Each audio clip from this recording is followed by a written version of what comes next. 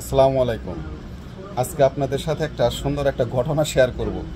নিজেও না হাইসা পারি না, মাসে কি থেকে কি যে করবো এটা নিজেই পাইতেছি না, দিশা পাইতেছি না। গতকালকে এক কাস্টমার আসছে আমার কাছে, ভাই একটা গ্যাসের বোতল নেবে। তো গ্যাসের বোতল নেবে বলছে, আচ্ছা ঠিক আছে। আমাকে জিজ্ঞাসা করছে, ভাই দাম কত? আমি বলছি 1450 টাকা। আচ্ছা, উনি বলতেছে এটা কি কথা বললেন ভাই, 1450 টাকা হবে কেন? এখন তো গ্যাসের দাম হলো 1200, 1250 টাকা করে। সব জায়গাতে নিউজ আইতেছে, ফেসবুক বলেন, আপনি ইউটিউব বলেন, খবরে শুনতেছি সব জায়গার মধ্যে হলো আপনার দাম কম। তাহলে আপনার এখানে 1450 টাকা।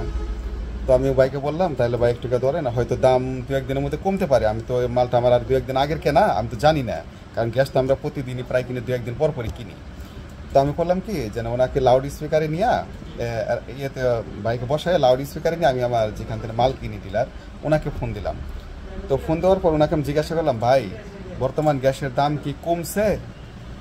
এই কথা বলার পরে ডিলার আমাকে বলতেছে, ভাই দাম তো কমছে দূরের পেঁচাল, উল্টা আরো 70 টাকা বাড়ছে।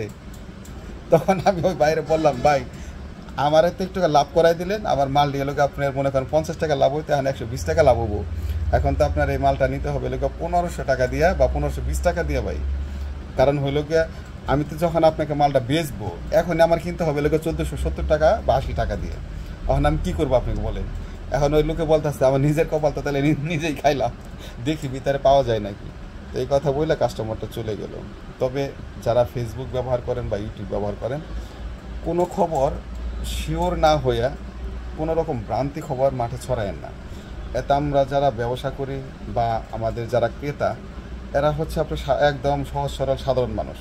আপনাদের এই ভুল নিউজের কারণে তারা এসে আমাদের কাছেও বলে, তারা আশাবাদী থাকে। বাজারে একটা গ্যাসের বোতল কিনবে, বাসায় থেকে বের হয় একটা প্ল্যানিং নিয়ে, যে আজকে 1250 টাকা করে গ্যাসের বোতল কমে গেছে। আইসে না বাজারে দেখে ওইটার 1400 জায়গায় কী হলো, 1450-এর জায়গায় 1500 টাকা হয়ে গেল। তাহলে এই যে ফেসবুকের নিউজ বা অন্যান্য নিউজ যারা আপনারা বানান, এগুলো কিসের উপরে ভিত্তি করে বানান? আপনাকে এটা কে বানাইতে বলছে? মানুষকে বিভ্রান্ত করা থেকে দূরে থাকুন। এমনিতেই মানুষের লোকে এমনিতেই একটা হজবরলর মধ্যে আছে সব কিছু। তো মানুষের মধ্যে বিভ্রান্তি ছড়ায়েন না, অরাজকতা সৃষ্টি করেন না, মানুষের মধ্যে একটু সুন্দর মধ্যে থাকতে দেন। এগুলো এই নিউজ করাগুলো অন্তত বাদ দেন। ফেক নিউজ যেটা আপনার ভালো মতো সরকারিভাবে আসতেছে, নিউজ করতেছে, যেটা আমাদের অনলাইনের যে আমাদের পোর্টাল নিউজ যেগুলো আপনার ফেসবুক টেসবুক বলে, এইগুলো বাদে আপনারা ওই নিউজগুলা মানে কালেক্ট করেন যেগুলো আমাদের টিভি চ্যানেলে চলতেছে। অন্যান্য টিভি চ্যানেল, আমাদের এতগুলো টিভি চ্যানেলে যেগুলো আপনার যদি অরিজিনাল নিউজ হয়, সরকারিভাবে যদি সেটা প্রকাশ হয়, তাহলে কিন্তু সেই নিউজগুলো আমাদের যে টিভি চ্যানেলগুলো আছে ওইগুলোর মধ্যে প্রকাশ হয়। হ্যাঁ, ফেসবুকের মধ্যে দ্রুত আপনার নিউজটা মানুষের কাছে পৌঁছায়। তো আপনারা ওই নিউজটাকে ওইখান থেকে সংগ্রহ করুন, কালেক্ট করুন। কালেক্ট করার পর আইসারে তারপরে আপনি ফেসবুকে ছাড়েন, তাহলেই তো ভালো হয় ভাই। শুধু শুধু যেন সবাইকে একটা আতঙ্কের মধ্যে রাখেন। কী কারণে রাখেন? মানুষকে একটা মিথ্যাশ্বাস দিয়ে ঘর থেকে বের করে নিয়ে আসতেছেন। মিথ্যাশ্বাস থেকে মানুষকে বাহিরে বের করাটাকে আপনার মোটেও ঠিক হইতেছে? আপনার কি মনে হয় এটা যৌক্তিক? তো এটা যৌক্তিক না, আমি মনে করি না এটা যৌক্তিক। মানুষকে সুন্দর নিউজ দেন, মানুষ যাতে আর সহজভাবে সব কিছু চালাইতে পারে, চলতে পারে। উনি একটা অ্যাড্রেস দিবেন, কাউকে কখনো ভুল দিন না।